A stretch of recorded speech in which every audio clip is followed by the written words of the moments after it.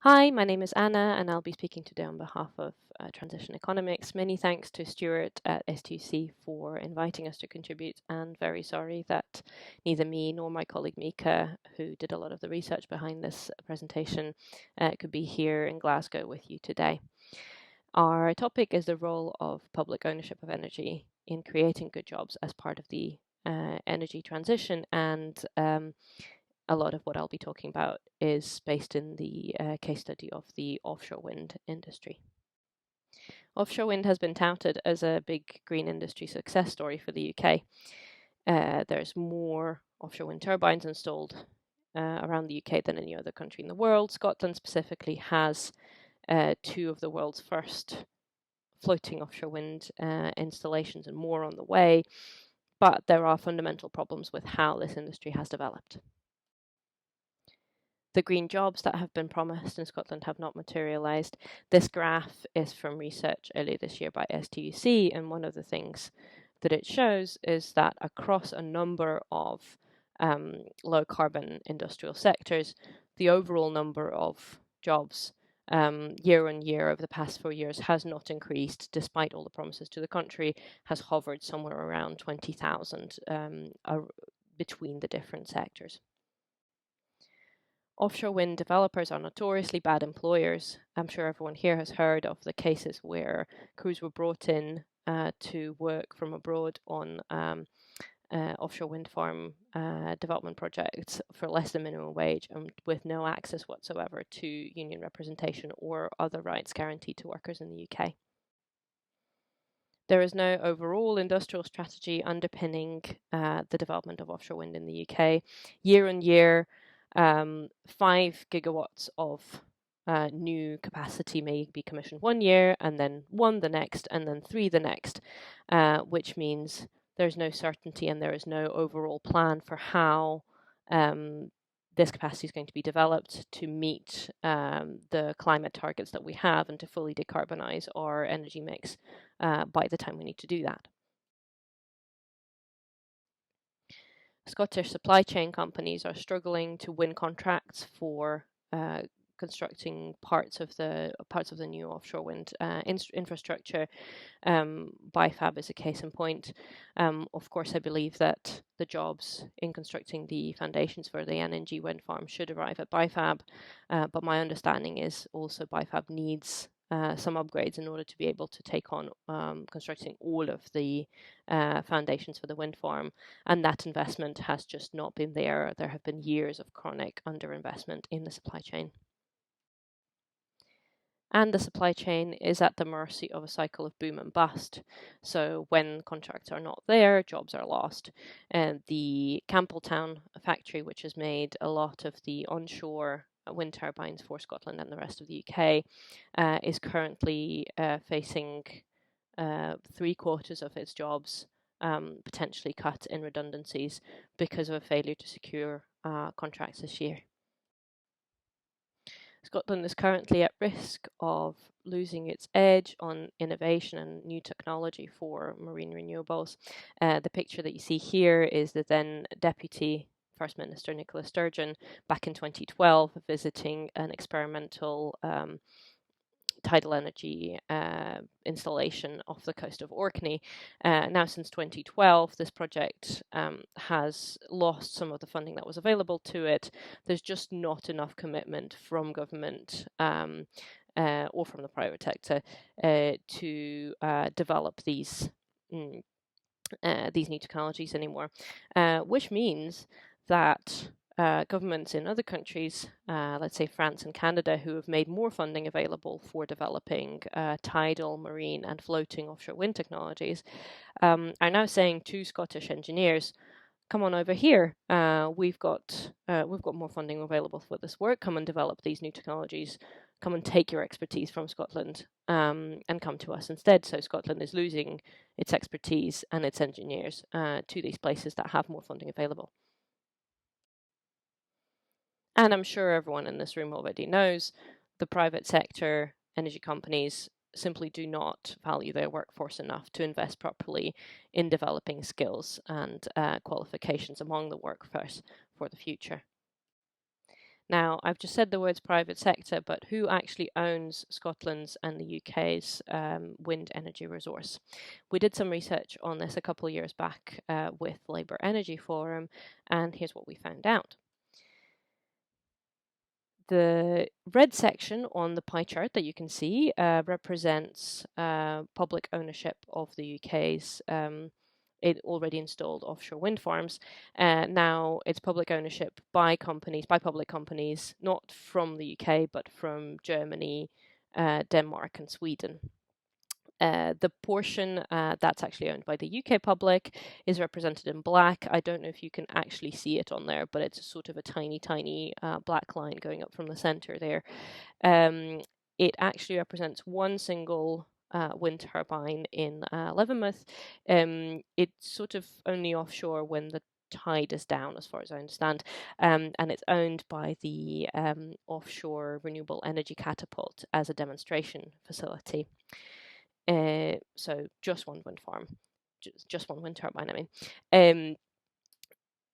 How does this picture look for Scotland? More specifically, this is a draft of the same pie chart for Scotland, and you can see the picture is much the same. There is still that one tiny wind turbine compared to everything else. As a little illustration, this is the Gwenimore wind farm off the coast of Wales, and a large investor in this wind farm is the City of Munich's municipal energy company, which in fact is, I think, the 5th largest offshore wind developer in all of Europe. So if Munich can do this, then why not cities in Scotland? In fact, Aberdeen has already made some steps in this direction. This is the Aberdeen Bay wind farm, otherwise known as the European Offshore Wind Deployment Centre, and Aberdeen City Council actually set this up together with the Swedish public energy company, Vattenfall. Now, Aberdeen actually sold off its stake in the wind farm after a few years, not for any great reason other than the belief that ultimately the industry should be in private sector hands. So ultimately, the barriers to public ownership of offshore wind resources are ideological, they're not practical. We know that cities, regions, and national governments can and do invest in offshore wind energy. So, can public energy companies solve the jobs problem in the renewable energy sector? Here are some reasons why we believe that they can.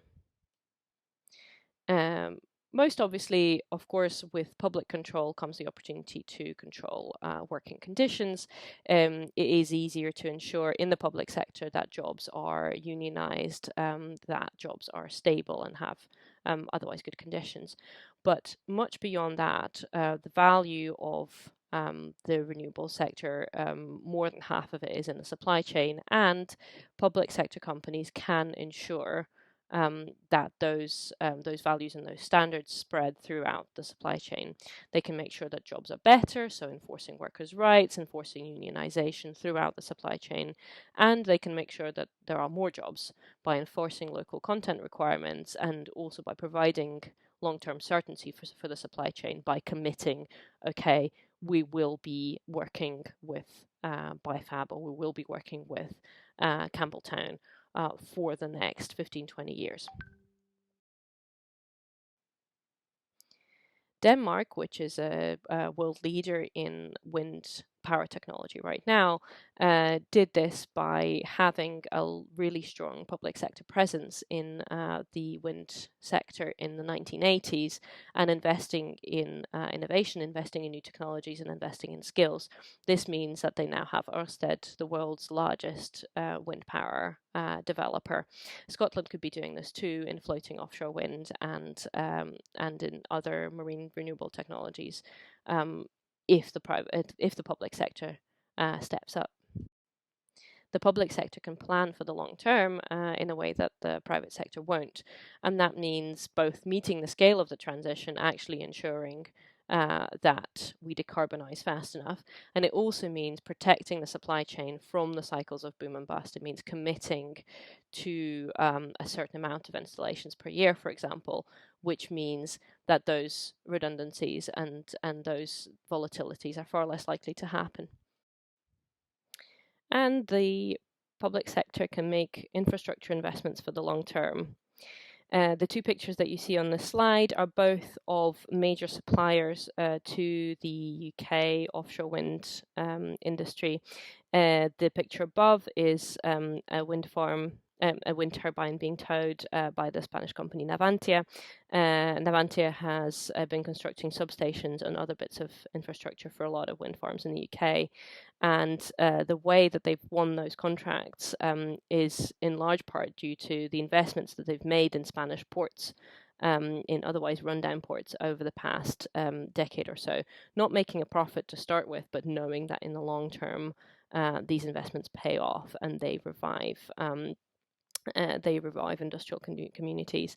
And the picture below is of the port of Bremerhaven in Germany, where the National Investment Bank for the Energy Transition has been investing a lot in ports. And that means that a lot of the parts, a lot of the wind turbine parts used in the UK come through German ports instead of, for example, Scottish ones. So in Scotland, investments like these, investments in local infrastructure, in ports, in construction yards, could revive places like the Bifab construction yards in Fife, places like the Campbelltown wind factory, like the steel plants in Motherwell, or like the dry dock, Kishorn dry dock near Skye. All of these places that have been starved of investment for years and years, but with enough investment to upgrade, could be at the heart of this future industry. There's a variety of other advantages to public ownership of energy. One is the opportunity to have a more democratic governance system, including, for example, worker representation on boards. Another is that these companies will provide revenues to the public. So, for example, Munich's Municipal Energy Company, which I mentioned before, which has these investments in wind farms, for example, off the coast of Wales. That energy company gives an annual dividend of €100 million to the city of Munich to run its public services with. And public sector companies can be more efficient for the energy transition as well, because they can access cheaper financing for the work that they do. So it seems that we have a choice to make here. If we're sticking with the private sector model that the industry has gone on so far, we're stuck with the cycles of boom and bust. We're stuck with investment going elsewhere. We're stuck with the poor standards, the lack of jobs, and the chronic underinvestment in the supply chain. Whereas a public ownership model can bring jobs to Scotland. It can revive the communities the industrial communities that need it the most. And it can ensure that jobs come here and stay here. I hope this has been helpful, and I've put my email address on this last slide. Please do email for comments and questions, and I look forward to hearing from you.